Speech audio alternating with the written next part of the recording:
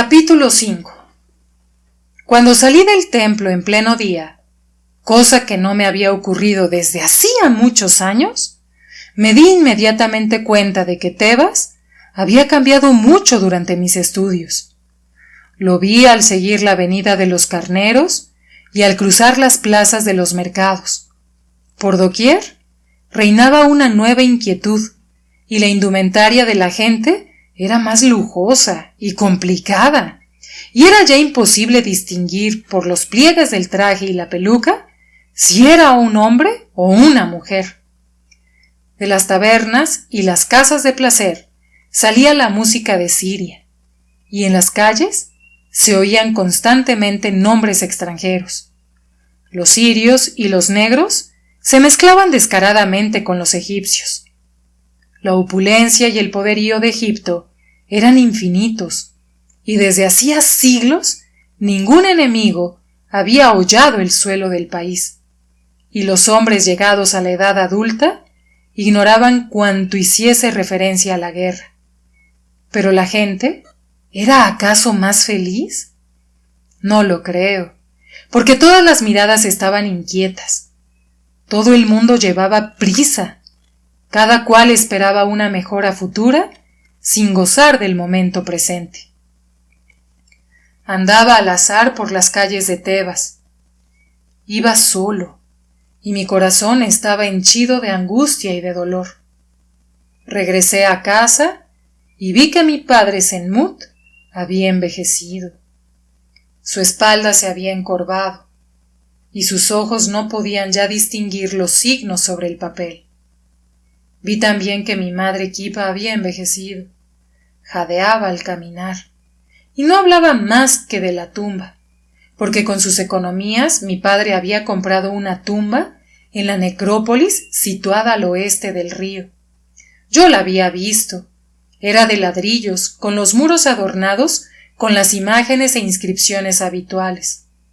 Estaba rodeada de millares de tumbas semejantes que los sacerdotes de Amón vendían muy caras a la gente respetable y económica y a fin de asegurarles la inmortalidad. Para complacer a mi madre, le había redactado un libro de los muertos que sería enterrado en la tumba de mis padres a fin de que no se extraviasen en su largo viaje, y estaba escrito sin la menor falta, si bien no tenía imágenes pintadas como los que vendían en el templo de Amón. Mi madre me dio de comer, y mi padre me interrogó sobre mis estudios, pero no encontramos nada más que decirnos. Mi casa me era extranjera, y extranjera me era también la calle en que vivíamos, y por esto mi corazón se acongojaba. Pero yo pensaba en el templo de Ptah, y en Thotmés, que quería ser artista, y me dije: tengo 4 deben de plata en el bolsillo. Voy a ir a encontrar a mi amigo a fin de que nos divirtamos juntos bebiendo vino, puesto que no obtengo nunca respuesta a mis preguntas. Por esto me despedí de mis padres, diciéndoles que debía regresar a la casa de la vida, y a la caída de la tarde fui al templo de Ptah y pregunté al guardián por el alumno Thotmés. Entonces me enteré de que había sido expulsado de la escuela hacía mucho tiempo ya. Los alumnos a quienes me había dirigido y que tenían las manos manchadas de grasa, escupían en el suelo al pronunciar su nombre. Pero uno de ellos me habló. Si buscas a Thotmés, lo hallarás en una taberna o en una casa de lenocinio. Otro añadió: si oyes a alguien que blasfeme de los dioses, Thotmés no estará lejos de allá. Y un tercero dijo: encontrarás a tu amigo Thotmés por todas partes donde se riña y se hiera. De nuevo, escupieron delante de mí, porque había dicho que era amigo de Thotmés, pero creo que obraban así únicamente a causa de su dueño, porque en cuanto éste hubo dado media vuelta, me dijeron que fuese a una taberna llamada La Jarra Siria. descubrí este antro en el límite del barrio de los pobres y el de los grandes, y su puerta estaba adornada con inscripciones en alabanza de las viñas de Amón y del vino del puerto. En el interior, las paredes estaban cubiertas de pinturas alegres en la que los babuinos acariciaban a las bailarinas y las cabras tocaban la flauta. En el suelo, los artistas, sentados, dibujaban con ardor, y un anciano contemplaba tristemente su copa vacía delante de él.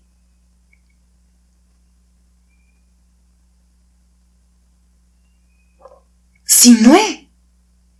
¡Por el torno del alfarero!, gritó alguien que se levantó a saludarme, alzando la mano en signo de gran amistad. Reconocí a Thotmés, pese a que sus ropas estuviesen sucias y desgarradas. Tenía los ojos inyectados en sangre y un chichón en la frente. Había adelgazado y envejecido, y la comisura de sus labios estaba arrugada, pese a que fuese joven todavía. Pero en sus ojos había todavía algo atractivo y ardiente cuando me miraba. Inclinó su cabeza hacia mí, hasta que nuestras mejillas se tocaron. Así reconocí que seguíamos siendo amigos. Mi corazón está henchido de dolor, y todo es vanidad, le dije. Por esto te he buscado, a fin de que regocijásemos juntos nuestros corazones con el vino, porque nadie me responde cuando pregunto ¿por qué? Pero Thotmés levantó su escasa vestidura para demostrarme que no tenía con qué comprar vino. Llevo en mis muñecas 4 deben de plata, dije con orgullo. Pero Thotmés mostró mi cabeza afeitada, que delataba que era un sacerdote de primer grado. Era lo único de que podía envanecerme. Y sentí despecho por no haber dejado crecer mis cabellos. Por esto, le dije con impaciencia: soy médico y no sacerdote. Creo haber leído en la puerta que tienen aquí también los vinos del puerto. Probémoslos, si son buenos. Con estas palabras, sacudí los brazaletes de mis brazos y el dueño acudió y se inclinó ante mí, poniendo las manos a la altura de las rodillas. Tengo vinos de Sidón y de Biblos, cuyos sellos están todavía intactos y que han sido endulzados con mirra, dijo. Ofrezco también vinos mezclados en copas de colores. Suben a la cabeza como los suspiros de una mujer bonita y llenan de júbilo el corazón. En vista de que el dueño seguía enumerando incansablemente las excelencias de su mercancía, me volvió hacia Thotmés, que encargó una mezcla de vinos. Un esclavo vino a echarnos agua sobre las manos y nos dejó un plato de granos de loto asados, sobre una mesita baja que puso delante de nosotros. El dueño depositó sobre ella las copas. Thotmés vertió una gota de vino por el suelo exclamando: ¡por el divino alfarero! ¡Que el diablo se lleve a la Escuela de Bellas Artes y todos sus maestros! Entonces mencionó los nombres de los que más detestaba, y yo seguí su ejemplo. En nombre de Amón, dije, que su barca se hunda eternamente, que la panza de sus sacerdotes se reviente, y que la peste roa a los ignorantes maestros de la casa de la vida. No temas nada, me dijo Thotmés. En esta taberna han escandalizado tanto los oídos de Amón que nadie hace ya caso. Aquí todos los clientes son gente perdida. No conseguiría siquiera ganar mi pan y mi cerveza si no me hubiese ocurrido dibujar ilustraciones para los hijos de los ricos.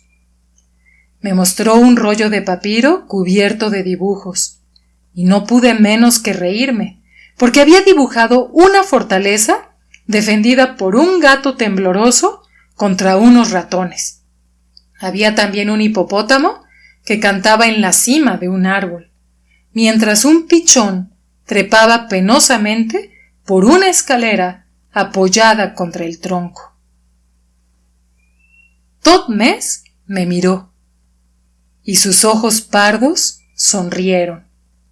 Enrolló de nuevo el papiro y dejó de reír porque me mostraba una imagen en la que un diminuto sacerdote calvo llevaba a un faraón como se lleva una víctima al suplicio.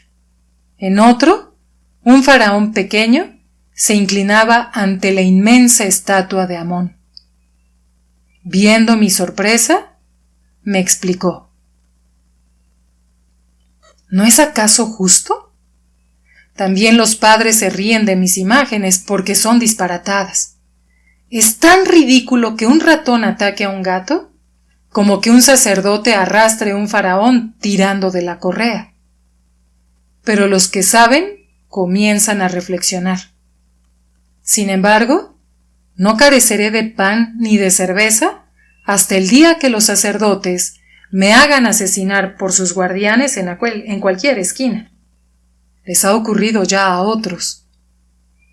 Bebamos, dije yo entonces, y vaciamos nuestras copas, pero mi corazón no sintió ningún regocijo. ¿Es acaso un error preguntar por qué? Dije yo. Desde luego es un error, porque el hombre que se atreve a preguntar por qué no tiene ya hogar, ni techo, ni asilo en el país de Kemi. Todo debe permanecer inmutable, ya lo sabes. Yo temblaba de júbilo y de orgullo al entrar en la Escuela de Bellas Artes. Recuérdalo, Sinué. Era como un sediento al lado de una fuente, como un hambriento que recibe un pan. Y he aprendido muchas cosas útiles. He aprendido a sostener un lápiz, a manejar un cincel, a moldear el modelo en cera antes de esculpirlo en la piedra, a pulir esta, a combinar los guijarros de colores y a teñir el alabastro. Pero cuando quise ponerme a modelar lo que soñaba para el goce de mis ojos, un muro se levantó ante mi mirada y me hicieron amasar el barro para los demás, porque ante todo existe la fórmula. El arte tiene su canon, como cada letra su tipo, y el que se aparta de ello está maldito. Por eso, el que desdeña las fórmulas no llegará nunca a ser artista. Desde el principio de los tiempos, está escrito cómo debe figurar un hombre sentado y un hombre de pie. Desde el principio de los tiempos, está establecido cómo un caballo levanta las patas y cómo un buey arrastra su carreta. Desde el principio de los tiempos, está prescrito cómo debe trabajar un artista, y quien no se sujete a ello, será arrojado del templo, privado de piedra y de cincel.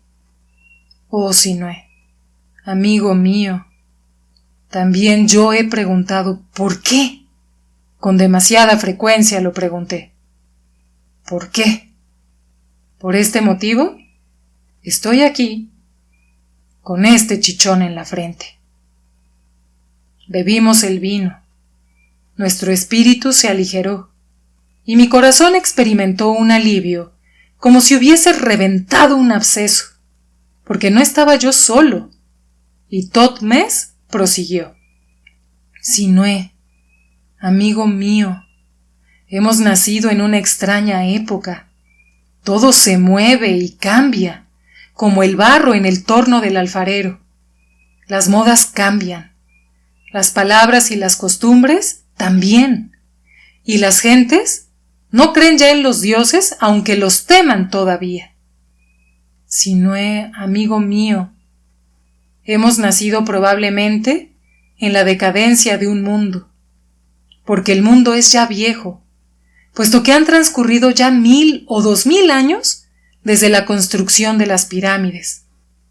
Cuando pienso en ello, quisiera bajar la cabeza y llorar como un niño. Pero no lloro, porque bebíamos vino mezclado en copas pintadas, y cada vez que nos la llenaba el dueño, se inclinaba poniendo las manos a la altura de las rodillas. Algunas veces acudía un esclavo a verternos agua sobre las manos.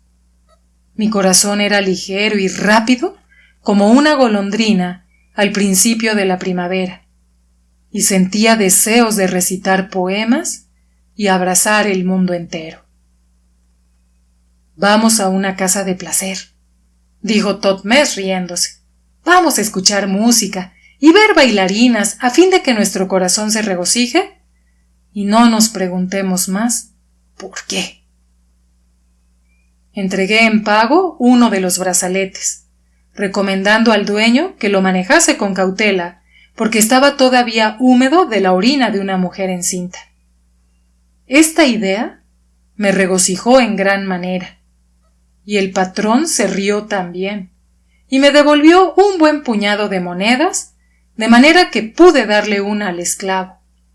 El dueño se inclinó ante mí y nos acompañó hasta la puerta, rogándonos que no olvidásemos la jarra siria. Afirmó conocer también una serie de muchachas sin prejuicios que estarían encantadas de conocerme si iba a su encuentro con un barril de vino comprado en su casa. Pero Thotmés dijo que su abuelo se había ya acostado con aquellas mismas sirias, que podrían llamarse abuelas más que hermanas. Tal era nuestro buen humor después de haber bebido. Rondamos por las calles. La noche había llegado y aprendí a conocer bien Tebas, donde no había nunca noche, porque los barrios del placer estaban tan iluminados de día como de noche. Delante de las casas de placer ardían las antorchas y las lámparas brillaban en las esquinas sobre unas columnas. Los esclavos llevaban las literas y los gritos de los portadores se mezclaban a la música y al escándalo de los borrachos en los lupanares.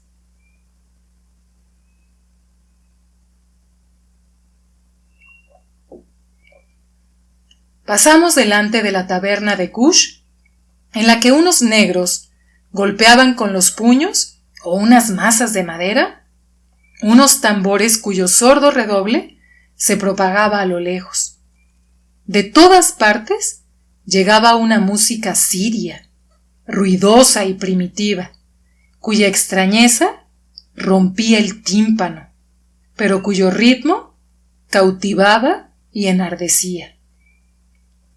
Yo no había puesto todavía nunca los pies en una casa de placer, y estaba un poco intimidado, pero Thotmés me llevó a una, llamada El Gato y la Uva. Era un local pequeño y limpio, y nos instalamos sobre unas alfombras blandas.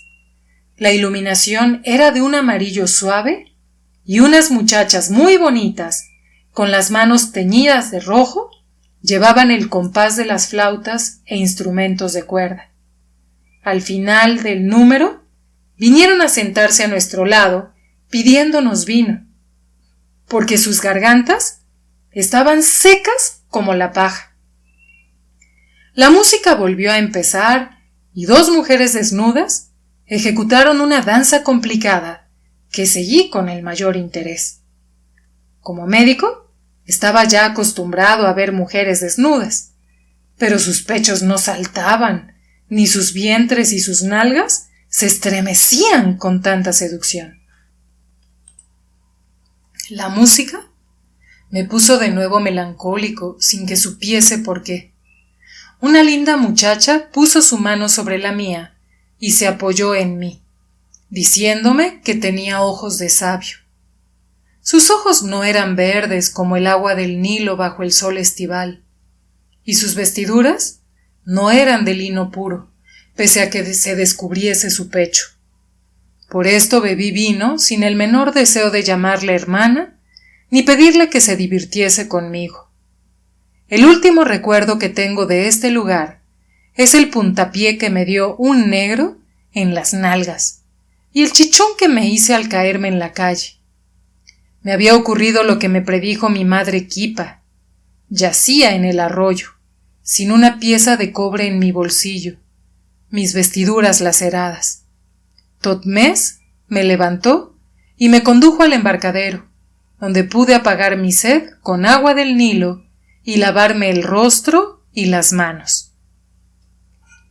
Aquella mañana entré en la casa de la vida con los ojos hinchados, un chichón doloroso en la cabeza y sin el menor deseo de preguntar por qué. Estaba de vigilancia en la sección de enfermeros del oído y fui rápidamente a cambiarme, pero mi maestro se cruzó conmigo en los corredores y me dirigió una mercurial que me sabía de memoria por haberla leído en los libros. ¿Qué va a ser de ti? ¿Que pasas las noches recorriendo lugares de mala nota y bebiendo sin medida? ¿Qué va a ser de ti? ¿Que frecuentas las casas del lenocinio y asustas a las gentes? ¿Qué va a ser de ti? ¿Que produces heridas y huyes ante los guardias? Habiendo así cumplido con su deber, sonrió con satisfacción y llevándome a su estancia, me ofreció una bebida destinada a purgarme. Me sentí mejor y comprendí que las casas de placer y el vino estaban autorizados a los alumnos de la casa de la vida, pero que debía renunciar a preguntar ¿por qué? Capítulo 6. Así fue como la pasión de Tebas se infiltró en mi sangre y comencé a preferir la noche al día, la luz temblorosa de las antorchas al sol, la música siria a los gemidos de los enfermos y los murmullos de las bellas meretrices a los enigmas de los textos amarillentos. Nadie tenía nada que decir, con tal de que mi trabajo no sufriese por ello, que saliese bien de mis exámenes y no perdiese mi habilidad manual. Estaba tolerado a los iniciados, porque eran pocos los estudiantes que tenían medios de fundar un hogar durante sus estudios. Por esto, mis maestros me dieron a entender que hacía bien en distraerme y buscar el regocijo de mi cuerpo, pero no había tocado todavía a ninguna mujer, a pesar de que sabía ya que el seno femenino no quema como el fuego. La época era inquieta y el gran faraón estaba enfermo. Vi su rostro demacrado cuando lo llevaron al templo para la fiesta de otoño, cubierto de oro y pedrería, inmóvil como una imagen, con la cabeza inclinada bajo el peso de la doble corona. Sufría, y los médicos eran incapaces de curarlo, tanto que la gente decía que su tiempo había pasado ya, y que en breve el heredero le sucedería en el trono. Y no obstante, este príncipe era un muchacho de mi edad.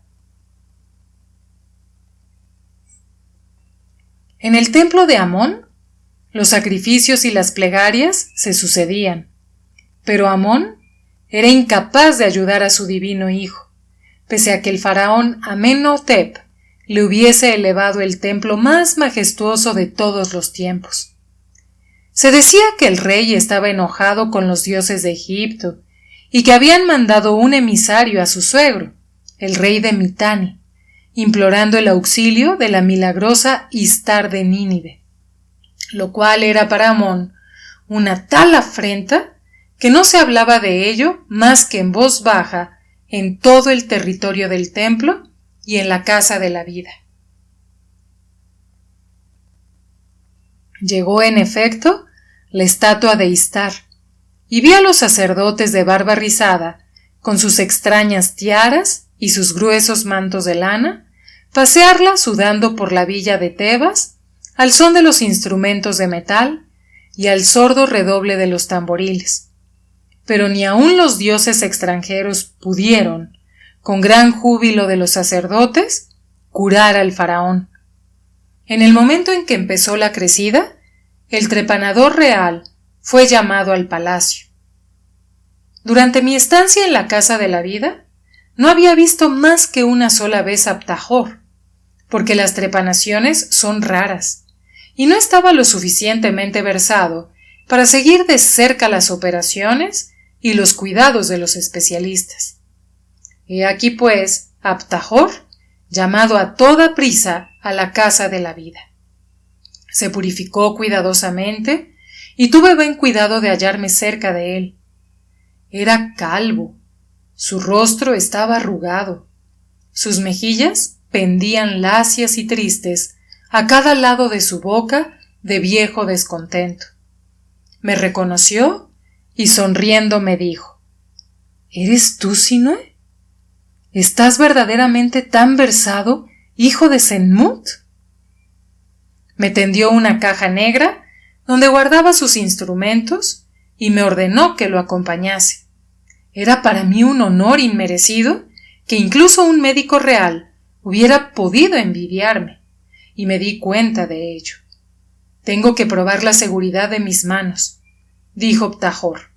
Empezaremos trepanando por aquí 2 cráneos a fin de ver cómo lo hago. Tenía los ojos cansados y sus manos temblaban un poco. Entramos en la sala de los incurables, los paralíticos y los heridos en la cabeza. Ptajor examinó algunos cráneos y eligió a un viejo para quien la muerte sería una liberación, y un robusto esclavo que no podía hablar ni mover los miembros a causa de una herida de piedra que había recibido durante una pelea. Se les dio un anestésico y fueron llevados a la sala de operaciones. Ptajor limpió él mismo sus instrumentos y los pasó por la llama. Mi tarea consistió en afeitar la cabeza de los 2 enfermos. Después de esto limpiamos la cabeza y la lavamos. Untamos la piel con una pomada y Ptajor pudo ponerse al trabajo. Comenzó por hendir el cuero cabelludo del viejo y separarlo a los lados sin inquietarse ante la intensa hemorragia. Después, con movimientos rápidos, perforó el hueso desnudo, haciendo un agujero con el trépano, y sacó un trozo de hueso. El viejo comenzó a jadear, y su rostro se puso de color violeta.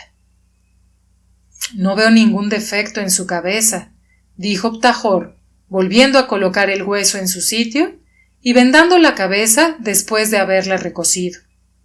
Después de lo cual, el viejo entregó su alma. Mi mano tiembla un poco, dijo Ptajor. ¿Alguien más joven que yo iría a buscarme una copa de vino? Entre los espectadores se encontraban, además de los maestros de la Casa de la Vida, numerosos estudiantes que se preparaban para ser trepanadores. Una vez hubo bebido su vino, Ptajor se ocupó del esclavo que, sólidamente amarrado, lanzaba miradas enfurecidas, pese al estupefaciente que había tomado. Ptajor ordenó que lo atasen más sólidamente todavía y que colocasen su cabeza sobre un soporte especial a fin de que no pudiese moverse. Cortó el cuero cabelludo y esta vez evitó cuidadosamente la hemorragia. Las venas del borde de la herida fueron cauterizadas y la efusión de sangre fue parada por medio de medicamentos. Esto fue el trabajo de los demás médicos, porque Ptajor quería evitar cansarse las manos. En realidad, existía en la Casa de la Vida un hombre inculto cuya sola presencia bastaba para detener al instante una hemorragia. Pero Ptajor quería hacer un curso y se reservaba el hombre para el faraón. Después de haber limpiado el cráneo, Ptajor mostró a todos los asistentes el sitio donde el hueso había sido hundido. Utilizando el trépano, la sierra y las pinzas, levantó un trozo de hueso grande, como la mano, y mostró a todo el mundo cómo la sangre coagulada se había adherido a los pliegues blancos del cerebro. Con una prudencia extremada, retiró los coágulos de sangre uno a uno, y una esquirla de hueso que había penetrado en el cerebro. La operación fue bastante larga, de manera que cada estudiante tuvo tiempo de mirar bien y grabar en su memoria el aspecto exterior de un cerebro vivo.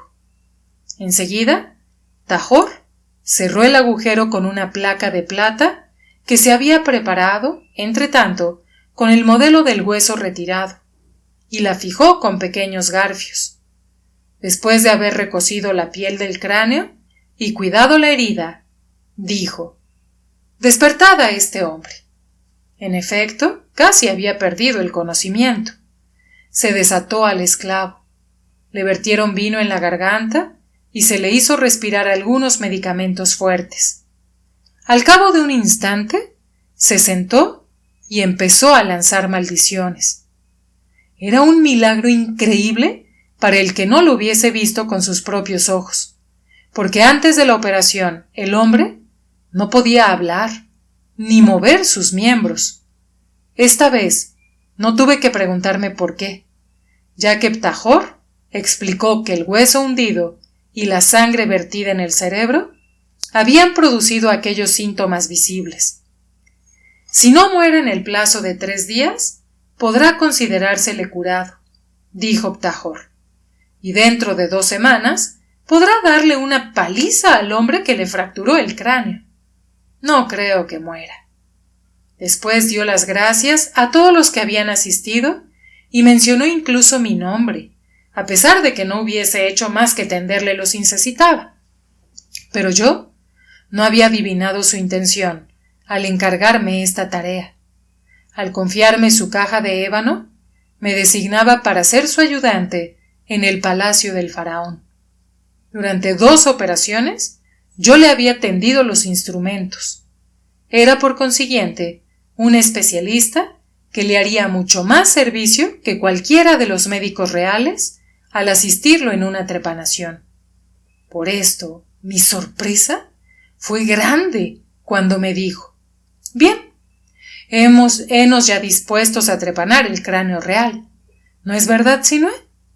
Y así fue como, con mi simple blusa de médico, tuve el honor de subir al lado de Ptajor en la litera real. El hombre cuya presencia detenía la hemorragia tuvo que instalarse en uno de los brazos, y los esclavos del faraón nos llevaron rápidamente con un paso tan igual que la litera no se balanceaba en lo más mínimo. En la ribera nos esperaba la barca real, y se nos llevó a fuerza de remos. Más parecía volar que deslizarse sobre la superficie del agua. Del desembarcadero nos llevaron rápidamente al Palacio Dorado, y yo no me sorprendí de aquella prisa, porque por las calles de Tebas circulaban ya los soldados y los mercaderes llevando sus mercancías a los depósitos, y se cerraban puertas y ventanas, síntomas todos que indicaban que el faraón estaba próximo a morir.